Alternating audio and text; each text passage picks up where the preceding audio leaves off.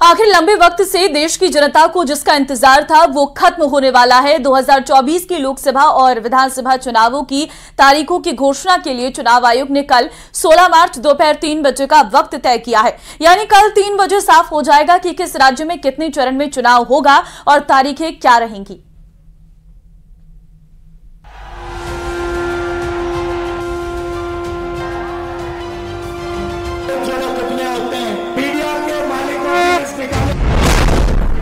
खत्म होने वाला है देश का इंतजार।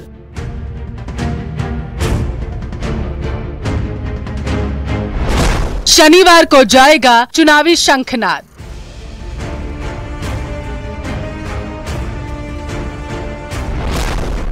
शनिवार 3 बजे चुनाव आयोग की प्रेस कॉन्फ्रेंस।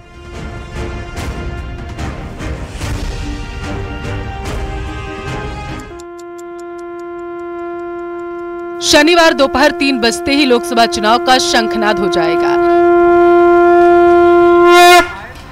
चुनाव आयोग प्रेस कॉन्फ्रेंस कर ये साफ कर देगा कि किस राज्य में कब और कितने चरण में चुनाव होना है।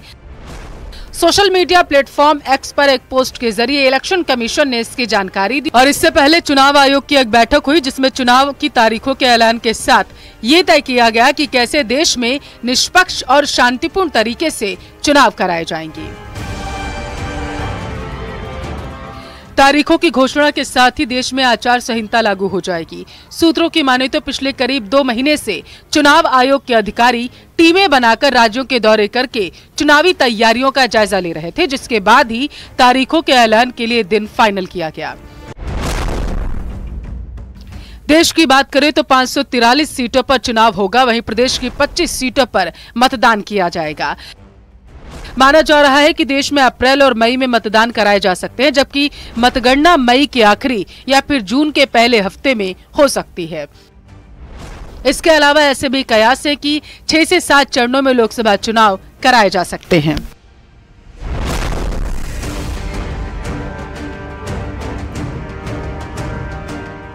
सूत्रों की माने तो प्रदेश में 2 चरण में चुनाव हो सकता है। पिछली बार भी राजस्थान में 2 ही चरण में चुनाव हुआ था।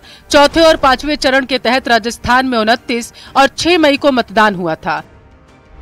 29 अप्रैल 2019 को 13 सीटों पर मतदान हुआ, जबकि 6 मई से 12 सीटों पर वोट डाले गए, जबकि 23 मई 2019 को सभी सीटों पर नतीजे घोषित किए गए।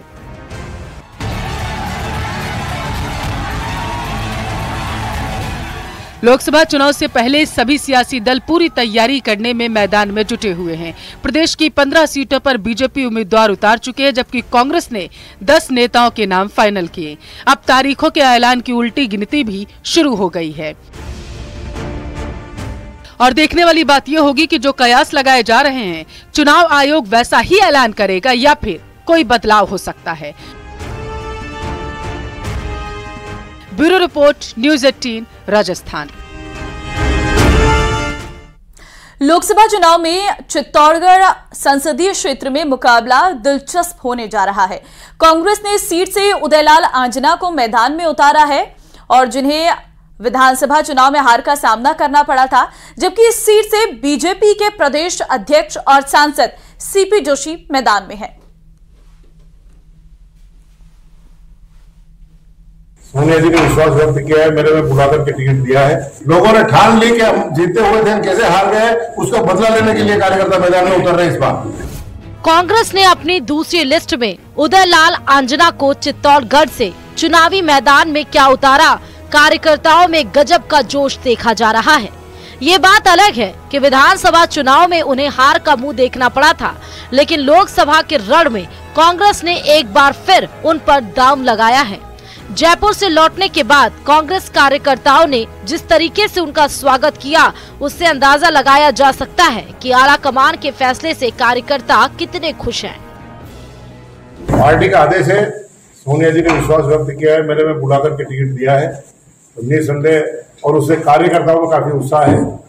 जब से चित्तौड़ जिले में प्रवेश किया है, वहां से यहाँ आया तक ऐसा उत्साह या तो 98 में देखा था या फिर कार्यकर्ताओं के स्वतः ही जो उत्साह आता है वही अच्छा नतीजा लाता है, इसमें कोई दो नहीं। चित्तौड़गढ़ में लोकसभा चुनाव का रण रोमांचक होने जा रहा है। क्योंकि इस सीट से उदयलाल आंजना पहले सांसद रह चुके हैं और उन्होंने बीजेपी के दिग्गज नेता रहे जसवंत सिंह को हराया था। लेकिन इस बीच चित्तौड़गढ़ के संग्राम में बीजेपी प्रदेश अध्यक्ष सीपी जोशी मैदान में हैं और चित्तौड़गढ़ की 8 विधानसभा सीटों में से 6 पर बीजेपी का कब्जा है। लेकिन उदयलाल आंजना विश्वास से भरे हैं और 1998 के चुनाव का जिक्र करते हुए जीत का दम भर रहे हैं, क्योंकि ये वही साल था जब उदयलाल आंजना ने जसवंत सिंह को हराया था। मैं किसान हूँ, युवा हूँ और लोगों का चाहता हूँ। वो प्रदेश अध्यक्ष तो वही राजस्थान सरकार का कैबिनेट मंत्री हूँ, जसवंत सिंह जी को हराया है। पार्टी का पूरा साथ है मेरे पास और किसानों की ताकत मेरे साथ। जानकार मानते हैं कि कांग्रेस ने उदयलाल आंजना को इसलिए टिकट दिया ताकि पिछले लोकसभा चुनाव की तरह हार का सामना न करना पड़े। साल 2019 के चुनाव में कांग्रेस ने गोपाल सिंह को चित्तौड़गढ़ लोकसभा सीट से प्रत्याशी बनाया था, लेकिन सीपी जोशी ने गोपाल सिंह को भारी मतों से हराया था। जानकारों का कहना है कि उदयलाल आंजना लोकल हैं और इनकी किसान वर्ग में अच्छी पकड़ है। एक बार उसी सीट से सांसद भी रह चुके हैं। साथ ही लोकल में इनके अलावा कांग्रेस के पास कोई बड़ा चेहरा नहीं, इसी कारण उदयलाल आंजना को टिकट दिया गया। अब वो परसेंटेज तो 100 तक ही होते हैं, लेकिन मैं 200 कहूँ तो भी कम है। चुनौती नहीं है कार्यकर्ताओं का जो हुजूम अभी आपने गंगरा टोल पे नहीं देखा, इसलिए आप ये क्वेश्चन कर रहे हैं, अन्यथा नहीं करते हैं। लोगों ने ठान ली कि हम जीते हुए थे, कैसे हार गए, उसका बदला लेने के लिए कार्यकर्ता मैदान में उतर रहे इस बार। 2014 से लेकर 2019 तक 2 बार लगातार सीपी जोशी चित्तौड़गढ़ के रण को जीतते आ रहे हैं। ऐसे में उनका मुकाबला कांग्रेस के उदयलाल आंजना के अलावा निर्दलीय ताल ठोकने के संकेत देने वाले चंद्रभान सिंह आक्या से भी हो सकता है। ऐसे में चुनाव के नतीजे बेहद रोमांचक होने वाले हैं। न्यूज़ 18 राजस्थान के लिए चित्तौड़गढ़ से पीयूष मुंडारा की रिपोर्ट। पिंक सिटी की सफाई व्यवस्था चरमराई हुई है। सफाई कर्मचारी हड़ताल पर हैं, सरकार से वार्ता विफल हो चुकी है। ऐसे में क्या नया तरीका सरकार ने खोजा है? क्या इसके बाद काम पर सफाई कर्मचारी लौट जाएंगे? इस पर देखिए हमारी ये रिपोर्ट।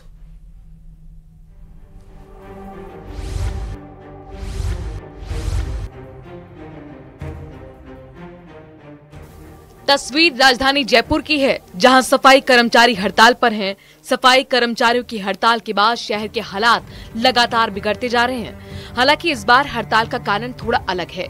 सफाई कर्मचारी भर्ती प्रक्रिया के विरोध में संयुक्त वाल्मीकि एवं सफाई श्रमिक संघ इस बार हड़ताल पर है। वहीं सफाई संघ की सरकार से वार्ता भी बेनतीजा रही। इसके बाद से ही सफाई कर्मचारी सामूहिक अवकाश पर बने हुए हैं। गुलाबी शहर की सड़कों पर इस दौरान सफाई नहीं हो पा रही है, तो साथ ही door to door garbage collection के लिए भी हूपर भी नहीं पहुंच रहे। कचरे वाले कचरे उठा कर लेके नहीं जाते, कभी तोड़ ले जाते हैं, कभी छोड़ जाते हैं, बिखरा हुआ पड़ा रहता है। किसी के डब्बे में डला हुआ होता है तो बंदर वगैरह सब उल्टा कर जाते हैं, बखेर जाते हैं उनको। और वो कचरा जो कई नीचे डाल के चल जाते हैं और फिर मना कर देते हैं, हम नहीं डाले। लोग अंदर से काट के बाहर डाल जाते हैं, यहाँ से आगे गाड़ी में डालते नहीं, गाड़ी निकल जाती है, रुकती नहीं। तो लाला की यहाँ डाल देते हैं, वो रोड के हमारे अंदर आता है और पूरी गंदगी फैलती है। लोगों की माने तो पहले से ही कचरा उठाने वाले कभी कभार पहुंचते या लापरवाही कर रहे थे, लेकिन अब हड़ताल की वजह से तो हूपर्स का आना ही बंद हो गया, जिससे अब सड़कों पर कचरा फेंकना उनकी मजबूरी बन गया है। इसके लिए मैं यही बोलूँगा कि अभी बिल्कुल भी सफाई नहीं है। कहीं पे भी देखे ना तो नाली के अंदर जैसे कचरा हो गया। अगर किसी को बोलते हैं तो हर आदमी एक दूसरे के ऊपर अपनी बात टालता है कि ना ये काम हमारा नहीं है, ये काम दूसरे बंदों का है। जैसे नाली में अगर कचरा रखा हो तो रखा ही है, अगर उसको भी साफ़ नहीं करते हैं। 10 बार फ़ोन करने पे एक बार बंदा आता है और उसको साफ़ करके जाता है। वो भी यही बोलता है ये मेरा काम नहीं है, किसी और का काम है, आप किसी और से बोलो। मतलब वो लोग करेंगे इस चीज़ को। इससे परेशानियों का सामना करना पड़ता है, क्योंकि इस वजह से सबसे पहली बात तो सबसे ज़्यादा तो मच्छर पैदा होते हैं। फिर घर में भी अगर कचरा इकट्ठा रहता है तो उसमें खूब चाहे कितनी भी सफाई कर लो, लेकिन मच्छर आते ही हैं। तो हम बाहर निकालेंगे उसको, बाहर निकालेंगे तो सड़कों पे आएगा, वो सड़कों पे आएगा तो उससे बीमारियां भी पैदा होती हैं। भी छोटे बच्चे सड़क पे घूमते भी हैं, बाहर खेलते हैं, घर से निकलते हैं, तो आए दिन मतलब हर तरफ चाहे किसी भी गली में चले जाओ, कचरा कहीं ना कहीं मिलता ही है। वहीं नगर निगमों के लिए इस समय सफाई की व्यवस्थाओं को दुरुस्त करने में पसीना आ रहा है, क्योंकि निगमों के कॉल सेंटर्स पर शिकायतों के ढेर लग रहे हैं तो गली गली में कचरे के अंबार हैं। मेयर सौम्या गुर्जर की माने तो हड़ताल पर गए कर्मचारियों से एक तरफ सरकार के अधिकारी प्रयास में जुटे हैं तो दूसरी तरफ निगमों द्वारा अतिरिक्त इंतजाम भी किए जा रहे हैं। 3 दिन से आप स्ट्राइक की जैसे ही हमें सूचना मिली कि जाने वाले हैं, तब से हम लोग मैं भी विशेष रूप से फील्ड के अंदर आ गई और लगातार पार्कों के अंदर भी देख रही हूँ, आम जन से फीडबैक भी ले रही हूँ और आम जन से सहयोग के लिए भी उनसे अपील कर रही हूँ कि आम जन को भी ऐसी विषम परिस्थितियों के अंदर आम जन को भी निगम का साथ देना चाहिए। सार्वजनिक स्थानों पर कचरा नहीं फैलाना चाहिए, गंदगी नहीं करना चाहिए। हमारा निगम का सहयोग देंगे तो हमारा शहर है वो सुंदर दिखेगा।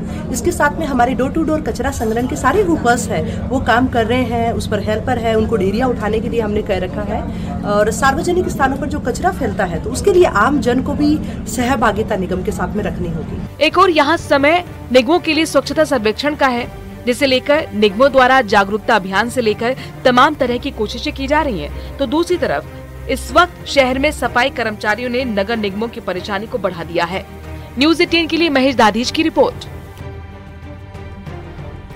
चलिए वक्त एक छोटे से ब्रेक का है, फौरन हाजिर होते हैं।